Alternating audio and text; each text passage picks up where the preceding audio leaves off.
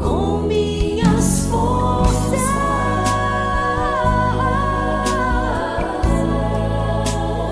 com minha alma, de todo o coração. Salve, queridos irmãos! Mais uma oportunidade feliz por este canal, neste tempo em que nós nos encontramos para refletir, para meditar, mas sobretudo para buscar viver a Palavra de Deus.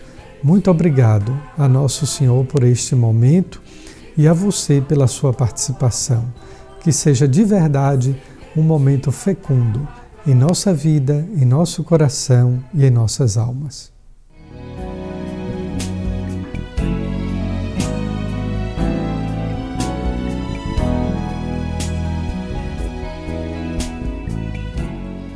Proclamação do Evangelho de Jesus Cristo segundo Mateus.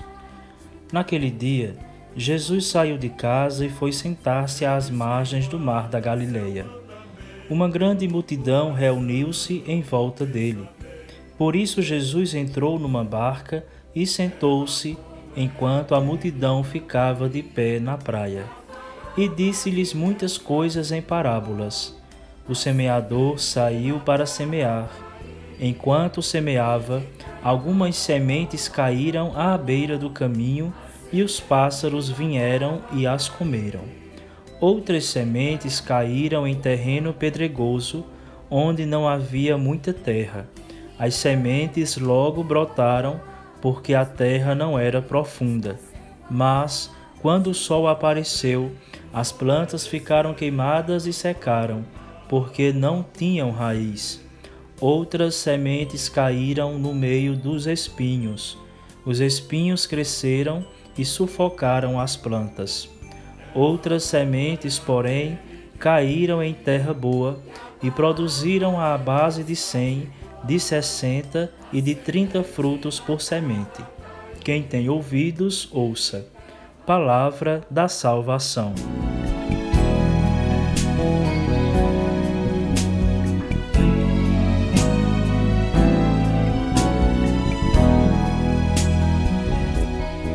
Queridos amigos, neste 15º domingo do tempo comum, quero lhes apresentar a minha saudação franciscana de paz e bem e, sobretudo, a minha saudação fraterna. Estamos vivendo num tempo, o 15º domingo do tempo comum. São Paulo, escrevendo aos Romanos na segunda leitura, ele dizia: as tristezas do tempo presente não se comparam às alegrias da glória que um dia teremos. É muito impressionante porque tantas vezes nós somos oprimidos pelos sofrimentos, nós somos massacrados por doenças, por dores. Agora mesmo nós estamos vivendo o contexto de uma pandemia. Notícias tristes, diárias. Essa é a primeira pandemia que possui o contágio de um vírus, mas que também é transmitida pelos meios de comunicação. Diariamente nós estamos acabrunhados por notícias de tantas mortes, de tantas pessoas infectadas. Notem que a imprensa geralmente dá a notícia de quantas pessoas estão recuperadas por último. Às vezes nós ficamos impressionados com os números, seja das mortes, seja também dos infectados. Mas será que nós não somos os responsáveis por isso? Não apenas por não nos cuidarmos, mas por buscarmos estas notícias tristes e mórbidas. Tem gente que já acorda durante o dia buscando essas informações que adoecem. E São Paulo, de uma forma muito contundente, nos diz: as tristezas do tempo presente, os sofrimentos da vida presente, sequer se comparam com a glória do futuro. De fato, nós nascemos para a eternidade e por mais que nós soframos, a glória de Deus nos espera. Porém, existem duas coisas que são capazes de nos atrapalhar, de nos impedir de viver a nossa vida presente em vista da glória futura que todos nós deveremos ter. É quando, primeiro, pelo sofrimento, nós cedemos à dor, à desesperança, à amargura, à tristeza. Já perceberam também quantas pessoas deprimidas? Exatamente porque se sujeitaram, se submeteram ao sofrimento sem ter esperança, sem cultivar, eu não diria alegria, não queiramos aqui ser simplórios, mas pessoas que deixaram de cultivar a esperança, não em dias melhores, isso se chama otimismo, mas deixaram de cultivar a esperança no futuro, a esperança em Deus. Havia na história da Igreja um santo muito conhecido, também bispo, chamado Santo Irineu de Lyon. Ele possui uma máxima, uma frase, que é largamente usada pela bioética. Ele diz: a glória de Deus é a vida do homem.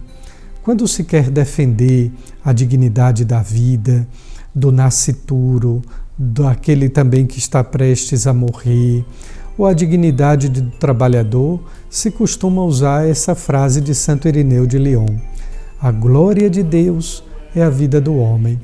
Só que essa frase é incompleta.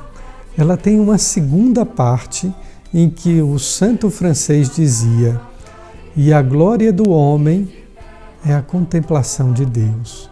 Se a glória de Deus é contemplar a vida do homem, a glória do homem não pode ser outra senão contemplar Deus. Acontece, porém, que a nossa contemplação de Deus neste mundo, neste tempo marcado pela cronologia, ela é imperfeita e até fugaz. Nós contemplaremos a Deus definitivamente na eternidade. E é por isso, então, que devemos cultivar essa esperança que São Paulo nos assegura na segunda leitura deste 15º domingo do tempo comum. Apesar das tristezas, apesar do sofrimento da vida presente, a glória de Deus é o futuro que nos espera. E é desse modo, então, que nós temos primeiro, a graça de Deus que vem ao nosso encontro. E o profeta Isaías, na primeira leitura, fazia a comparação da palavra de Deus com a chuva e com o fogo. Quantos cantos de aclamação ao Evangelho nós conhecemos que comparam a palavra de Deus não apenas com a semente, mas com a terra, com a água que faz com que esta semente possa germinar. Mas o profeta Isaías, ele quer dizer, acima de tudo, que essa palavra de Deus, quando ela cai no terreno da nossa vida, no chão da nossa história, de algum modo, ela é como a semente que germina e produz o seu fruto. Por isso mesmo, como a chuva que cai, que lava, como o fogo que queima, que purifica, assim também é esta palavra que chega à nossa vida, que toca o nosso coração. Dessa forma, o Evangelho de hoje, uma parábola da semente, uma parábola autoexplicativa e por isso mesmo tão difícil de ser comentada. Mas por que a dificuldade de comentar uma parábola autoexplicativa? É porque, como nosso Senhor já nos diz, já nos traduz o sentido dessa parábola, a dificuldade não está na tradução ou na explicação, está na vivência, no compromisso. Nós somos chamados a fazer com que esta palavra seja verdadeiramente a semente, já bem irrigada no terreno do nosso coração, para que ela frutifique, para que ela germine, para que ela floresça.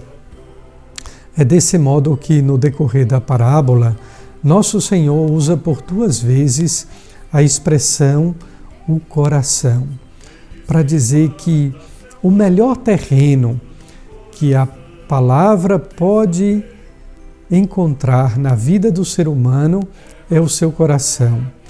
Todavia, Nosso Senhor também nos faz um alerta: cuidado. O sofrimento também pode aniquilar, pode abafar no coração do ser humano esta semente que é a palavra de Deus.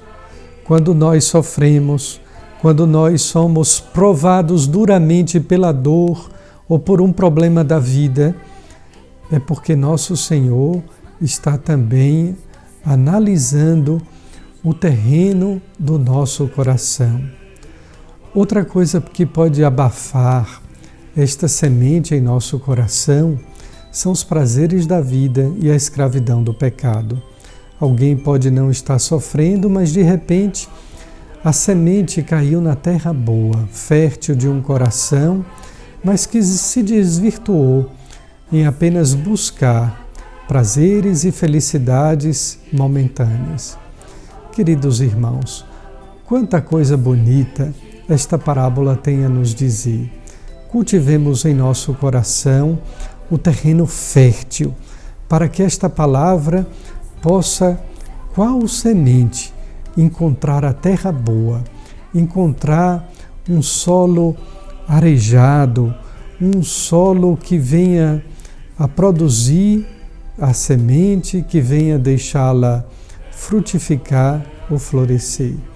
Que o Espírito Santo realize também a sua obra, que ele possa fecundar o nosso coração e que ele possa também adubar a nossa vida, a fim de que essa semente produza frutos 30, 60 e 100 por 1.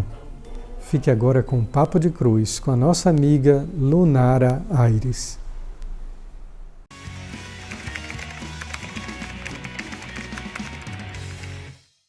Oi, tá começando mais um Papo de Cruz e eu já começo com uma pergunta. Quem é você? Isso mesmo, pode parecer loucura da minha parte, mas ao mesmo tempo é uma pergunta tão simples e eu quero que você responda.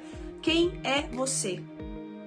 E a palavra que eu trago hoje para vocês, para a gente partilhar um pouco sobre isso, sobre identidade, tá no livro de 1 Pedro, no capítulo 2 e no versículo 9. Mas vós sois uma raça eleita, um sacerdócio real, uma nação santa, o povo de sua particular propriedade, a fim de que proclameis as excelências daquele que vos chamou das trevas para a luz maravilhosa. Ei, eu quero que você preste atenção nisso, eu vou repetir. Raça eleita, sacerdócio real. Eu poderia acabar esse vídeo aqui, porque é a palavra que está te respondendo quem você é. Você é sacerdócio real, você é raça eleita. E tudo que for dito sobre você, que vá de encontro a essas verdades que a palavra apresenta, é mentira. Deus, quando nos forma, nós somos barro na mão do oleiro, como a própria palavra nos ensina. E à medida que Ele nos molda, que Ele nos forma e que nós damos autorização para que Ele possa fazer isso, porque sim, Deus é educado, Ele só nos forma e só nos molda quando nós permitimos. À medida que Ele nos forma, Ele deixa as suas digitais em nós. Foi Deus que me instituiu filha do reino, então eu preciso ter esse entendimento. Volte à sua identidade, busque a sua identidade, entenda de fato quem você é em Deus. Até a próxima!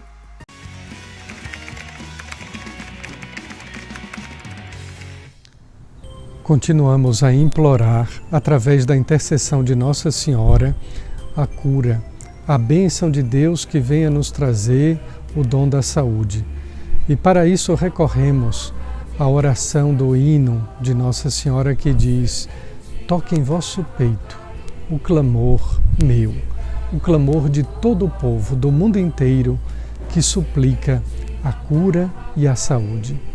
Que por intercessão de Maria, Mãe de Deus e nossa Mãe, desça sobre cada um de nós a bênção amorosa e protetora de nosso Deus, Pai, Filho e Espírito Santo. Amém. Fique em paz. Um grande abraço.